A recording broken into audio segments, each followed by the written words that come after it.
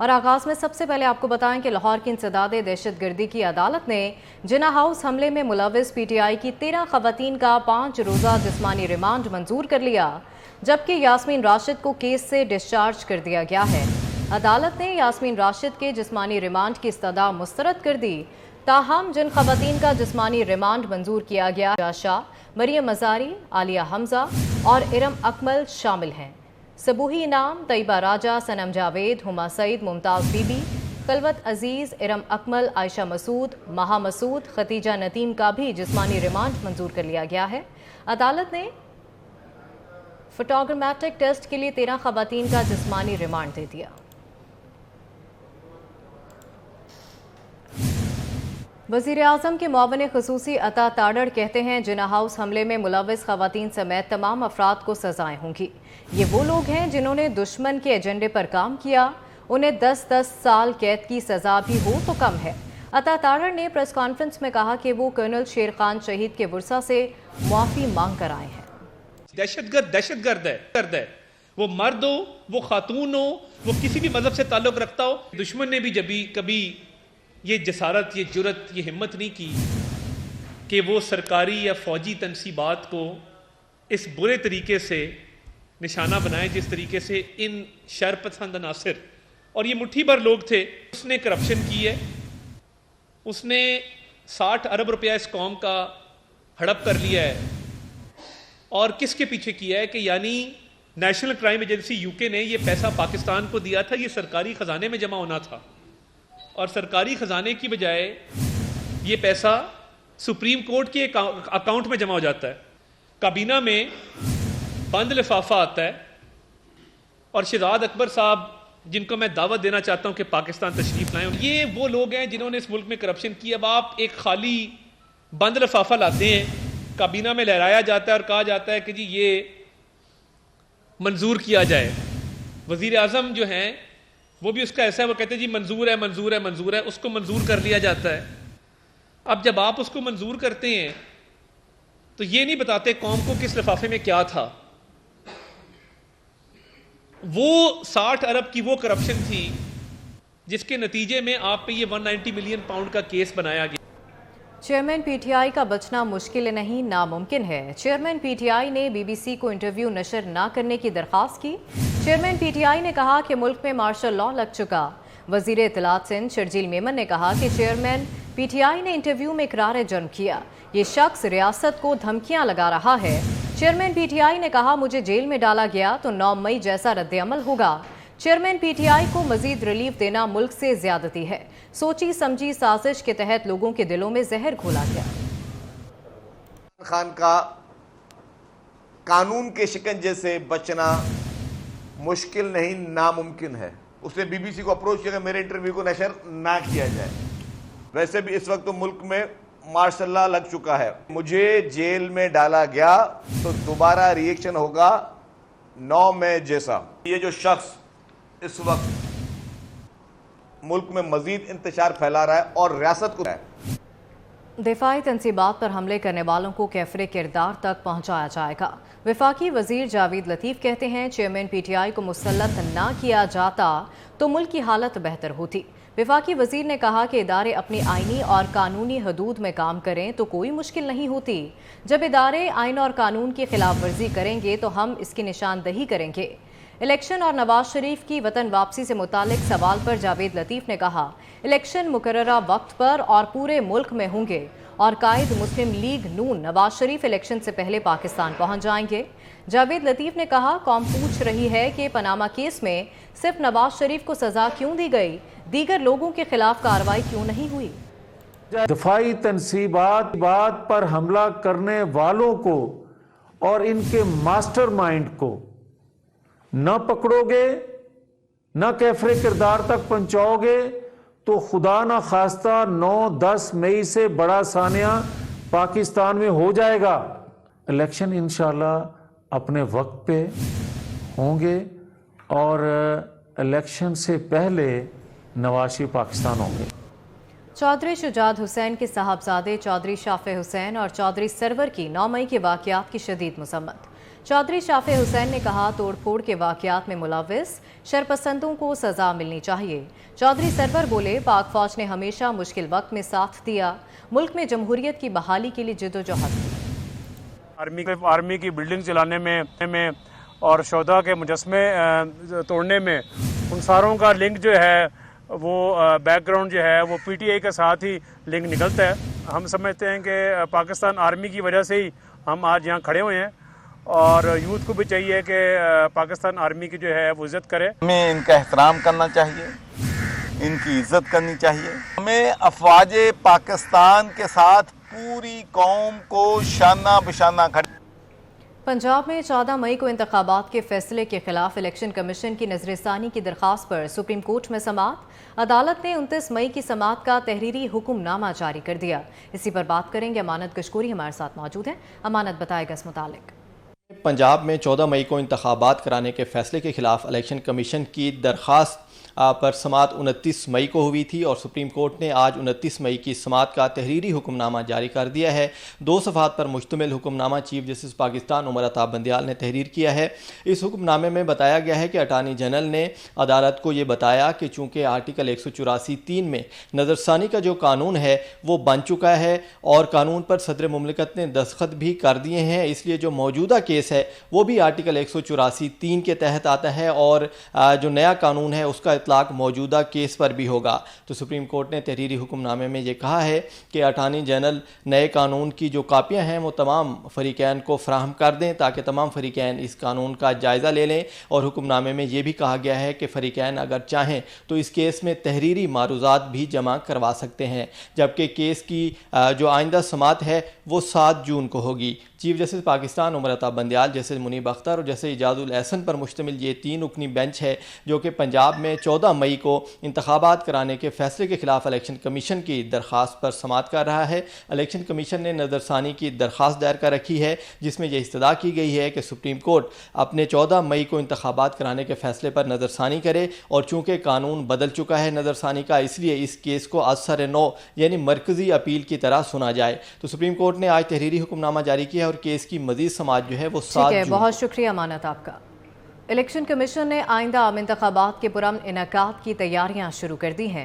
Election commission ने मुल्क में आम इंतखाबात के लिए गैर मामूली इंतजामात करने का फैसला कर लिया। उम्मीदवार को इलेक्शन मुहिम के दौरान इलेक्शन कमीशन के कवायद व ज़वाबित की पाबंदी करना होगी। इलेक्शन कमीशन ने आइंदा आम इंतखाबात के पुरअमन इनेकाद की तैयारियां शुरू कर दी। इसी पर बात करेंगे, उस्मान खान हमारे साथ मौजूद हैं। उस्मान, बताएगा इस मुतालिक। जी बिल्कुल, इलेक्शन कमीशन ने आइंदा के जो आम इंतखाबात हैं उस हवाले से तैयारियां तेज़ कर दी हैं। इलेक्शन कमीशन ने जो तैयारियां की हैं बिलखसूस सिक्योरिटी के हवाले से इलेक्शन कमीशन ने यह फ़ैसला किया है कि जो आम इंतखाबात होंगे उसमें सिक्योरिटी को यकीनी बनाया जाएगा और तमाम तर उम्मीदवारान के लिए कैंपेन के लिए लाजिम करार दिया गया है कि वो पहले परमिशन लेंगे और उनको सिक्योरिटी फराहम की जाएगी और वो फिर जो है इस हवाले से जो सिक्योरिटी है और अपनी इंतखाबी कैंपेन है वो कर पाएंगे। साथ ही साथ इलेक्शन कमीशन ने यह भी फैसला किया है कि जो इंतहाई हसास पोलिंग स्टेशन है वहाँ पर CCTV कैमरे नस्ब किए जाएंगे। साथ ही साथ इन तमाम तर मामलात के जो अखराजात होंगे वो सूबाई हुकूमतें करेंगी। इस हवाले से इलेक्शन कमीशन में गुज़श्ता रोज़ भी इजलास हुआ और मज़ीद भी आम इंतखाबात के लिए जो है वो जल्द इजलास मुनक्किद होंगे जिसमें मज़ीद अहम फैसले होंगे। जी ठीक है, बहुत शुक्रिया उस्मान आपका। परवेज़ इलाही को एंटी करप्शन केसेस की अदालत में पेश कर दिया गया है। दोनों मुकदमात में फ़रीक़ैन की बहस मुकम्मल होने के बाद अदालत ने फैसला महफूज कर लिया। ये फैसला कुछ देर बाद सुनाया जाएगा। पुलिस परवेज़ इलाही को अदालत से लेकर रवाना हो गई है। इसी पर बात करेंगे, जाहिद इकबाल हमारे साथ मौजूद हैं। जाहिद, बताएगा इस मुतालिक। हाँ जी बिल्कुल, गुजरांवाला में साबिक वज़ीर-ए-आला पंजाब चौधरी परवेज़ इलाही को गुजरांवाला में दर्ज मुकदमात 6/23 और 7/23 में जो है वो एंटी करप्शन हुकाम की जनब से आज जो है वो सीनियर सिविल जज की अदालत में जो है वो पेश किया गया, जहाँ पर प्रोसिक्यूशन टीम जो है वो एंटी करप्शन की जनब से जो है वो चौधरी परवेज़ इलाही के 14 रोज़ा जिस्मानी रिमांड की इस्तदा की गई, जिसके बाद फाजिल अदालत की जनब से दोनों मुकदमात में जो है वो दोनों फरीकैन के दलाइल के बाद जो है वो जो फैसला वो महफूज किया गया। तो अब से थोड़ी देर बाद जो है महफूज फैसला जो फाजिल अदालत की जनब से सुनाया जाएगा। इस हवाले से जो है वो एंटी करप्शन हुकाम की जनब से जब आज साबिक वज़ीर-ए-आला पंजाब चौधरी परवेज़ इलाही को सीनियर सिविल जज की अदालत में पेश किया गया। तो यहाँ पर गुजरांवाला पुलिस की जानब से सिक्योरिटी के फुल प्रूफ इंतजाम जो हैं वो किए गए थे। अदालत की तरफ जाने वाले तमाम रास्तों पर पुलिस की जो भारी नफरी थी वो तैनात थी और इसके साथ साथ गैर मुतल्लका जो अफराद हो उनको अदालत की तरफ जाने की इजाज़त नहीं दी गई थी। तो अभी जो है वो फाजिल अदालत की जानब से गुजरांवाला में दर्ज जो 2 मुकदमात हैं 6/23 और 7/23 है, जिसमें वज़ीर-ए-आला पंजाब साबका वज़ीर-ए-आला जो पंजाब है चौधरी परवेज़ अली उन पर करप्शन और किक बैक लेने के इल्ज़ामात हैं, उनमें गिरफ्तारी की गई थी गुज़िश्ता रोज़ और आज उनको एंटी करप्शन हुकाम की जानब से सीनियर सिविल जज की अदालत में जो है वो पेश किया गया। तो दोनों मुकदमात में फाजिल अदालत ने जो है दलाइल मुकम्मल होने पर जो है फैसला महफूज कर लिया। तो फैसला जो है वो थोड़ी देर बाद जो है वो ठीक है। बहुत शुक्रिया जाहिद, आप हमें तफसीलन आगाह कर रहे थे। निगरान वजीर इत्तलात पंजाब आमिर मीर का परवेज़ इलाही के वकील को मुंह तोड़ जवाब। उन्होंने कहा है कि राना इंतजार फैसला करें कि वो परवेज़ इलाही के वकील हैं या हाईकोर्ट बार के सदर। वकला बरादरी का नुमाइंदा किस मुंह से करप्शन किंग का दिफा कर रहा है। राना इंतजार चंद टिकटों के लिए पंजाब के सबसे बड़े डाकू के वकील बन गए। जुडिशल मजिस्ट्रेट का परवेज़ इलाही को डिस्चार्ज करने का फैसला सरासर मजाक था। जज के दलाइल सुने बगैर ही परवेज़ इलाही को डिस्चार्ज कर दिया गया है। निगरान वज़ीर इत्तलात पंजाब आमिर मीर का परवेज़ इलाही के वकील को मुंह तोड़ जवाब।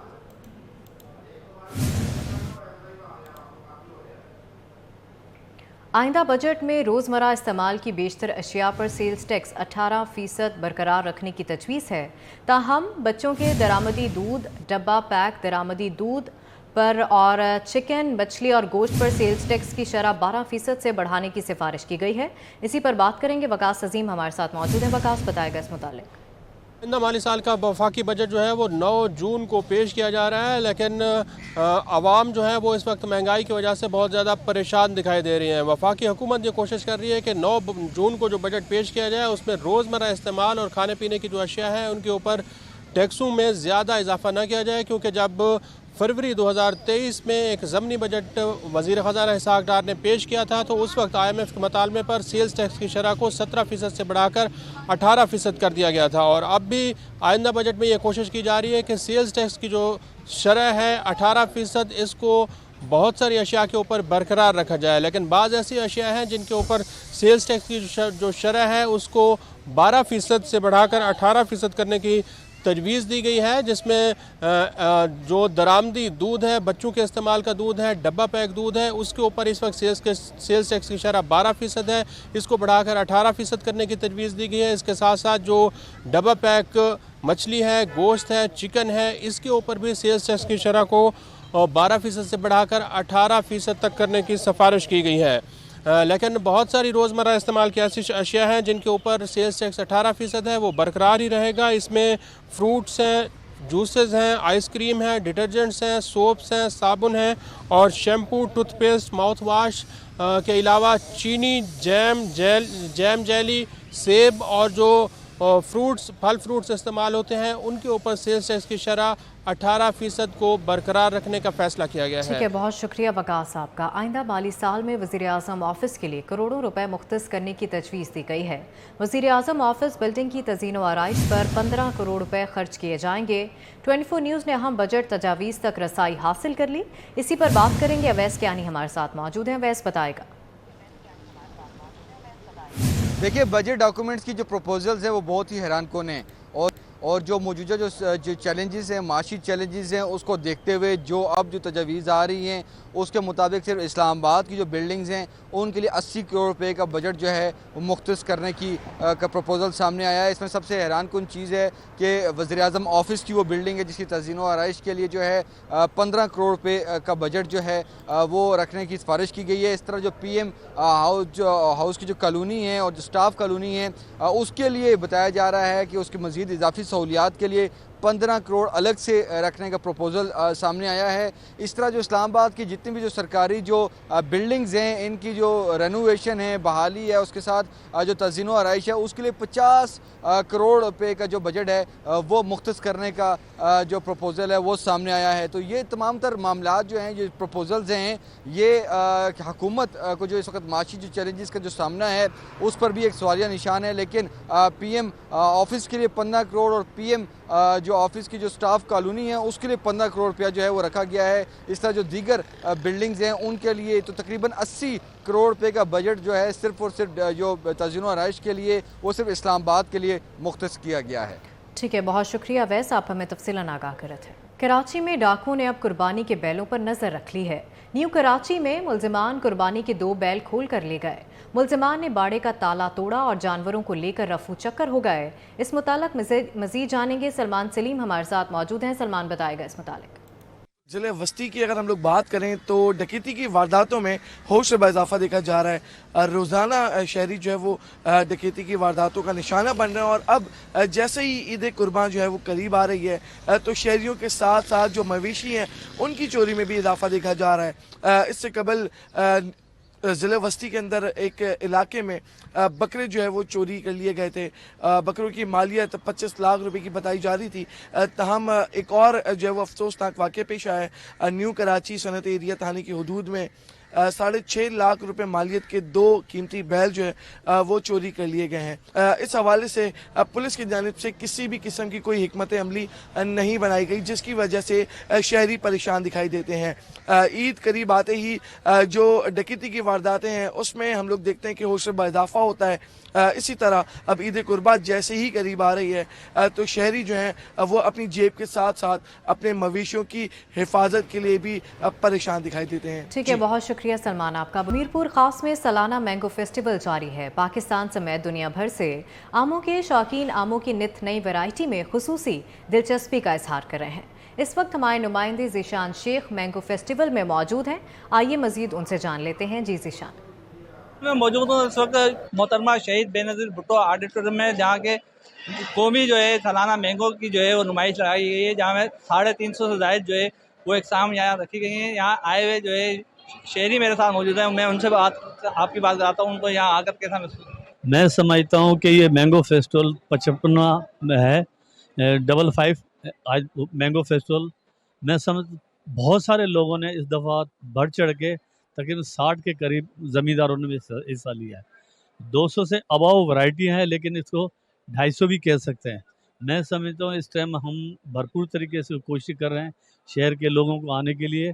और अभी भी लोग जो मेहमान मेरे बैक साइड पे खड़े हैं, ये बोरी कम्युनिटी के ताल्लुक है, रोटरी क्लब कराची के हैं।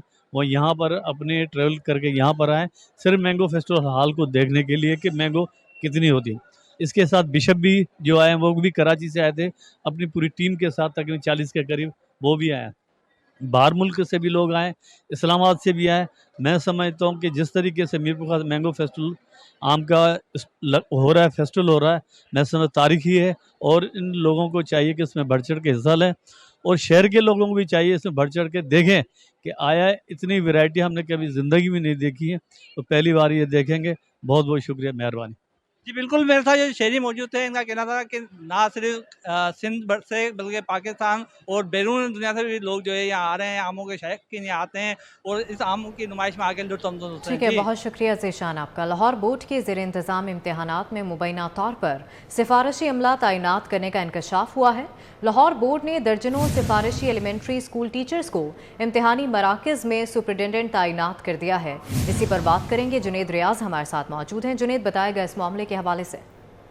जी, EST असातिज़ा को लाहौर बोर्ड की जानिब से उनके डेजिग्नेशन तब्दील किए गए और उनको बतौर SST जो है वो सुपरिटेंडेंट तैनात किया गया। हालांकि EST असातिज़ा जो हैं उन्हें सुपरिटेंडेंट नहीं लगाया जा सकता, लेकिन बोर्ड इंतजामिया की नहली की वजह से जो निचला अमला है उन्होंने जानबूझकर जो है EST के अहदे को बदल के SST कर दिया और उसके बाद जो है उनको मुख्तलिफ इम्तिहानी सेंटर्स में तैनात कर दिया, जिसकी वजह से इनात हो रहे हैं पार्ट 2 के, उनमें भी, और जो आप पार्ट 1 के शुरू होने जा रहे हैं 5 जून से, उनमें भी जो है नकल के खदशात जो हैं वो बहुत ज़्यादा बढ़ गए हैं। और इस वाले से कंट्रोलर इम्तिहानात मोहम्मद इरफान ने भी इस बात को गलती को तस्लीम किया हुआ है और उन्होंने कहा है कि यकीनन ये गलती हुई है और इस वाले से उनका कहना था कि मुतल्लिका जो अफसरान हैं और इंतजामिया उनके खिलाफ कार्रवाई। ठीक है, बहुत शुक्रिया जुनेद, आप हमें तफसीलन आगाह कर रहे थे। बलूचिस्तान हुकूमत ने ज़िला गवादर को टैक्स फ्री जोन करार दे दिया। बलूचिस्तान हुकूमत ने गवादर को वफाकी हुकूमत से भी टैक्स फ्री करार देने की सिफारिश कर दी। इसी पर बात करेंगे, उस्मान खान हमारे साथ मौजूद हैं। उस्मान, बताएगा सिफारिश के हवाले से। हाँ जी बिल्कुल, बलूचिस्तान हुकूमत ने ज़िला गवादर को टैक्स फ्री जोन करार दे दिया है। बलूचिस्तान हुकूमत ने गवादर को वफाकी हुकूमत से भी टैक्स फ्री करार देने की सिफारिश कर दी है। बलूचिस्तान हुकूमत ने जो गवादर है उसमें सर्विसेज, एक्साइज टैक्स और जायदाद की मुंतकली पर कोई टैक्स नहीं होगा, ये फैसला किया है। बलूचिस्तान हुकूमत ने वफाक को सिफारिश भेजी कि वफाकी हुकूमत जिला गवादर को स्पेशल इकनॉमिक डिस्ट्रिक्ट करार दे, जबकि गवादर से ताल्लुक रखने वाले सेनेटर कौदा बाबर ने टैक्स फ्री जोन से मुतल्लिक बलूचिस्तान की जो काबीना है और वज़ीर आला बलूचिस्तान अब्दुल कुद्दूस पसिंजर का फैसले पर जो है वो मशकूर हैं। उन्होंने कहा कि सूबाई काबीना ने गवादर को टैक्स फ्री जोन का दर्जा देकर दरीना मुतालबा मंजूर किया है। वफाकी हुकूमत भी टैक्सेस में छूट दे। गवादर टैक्स फ्री जोन से CPEC असल रूह में बहाल होगा। टैक्स फ्री जोन से गवादर पोर्ट बहाल और सरमायाकार राग़िब होंगे। पोर्ट सिटी दुबई और सिंगापुर भी टैक्स फ्री जोन थे, तभी तरक्की हुई। गवादर में इंडस्ट्रीज लगने से जो है लाखों लोगों को रोजगार मिलेगा और फॉरेन एक्सचेंज में बेहतरी आएगी। जी ठीक है, बहुत शुक्रिया उस्मान आपका।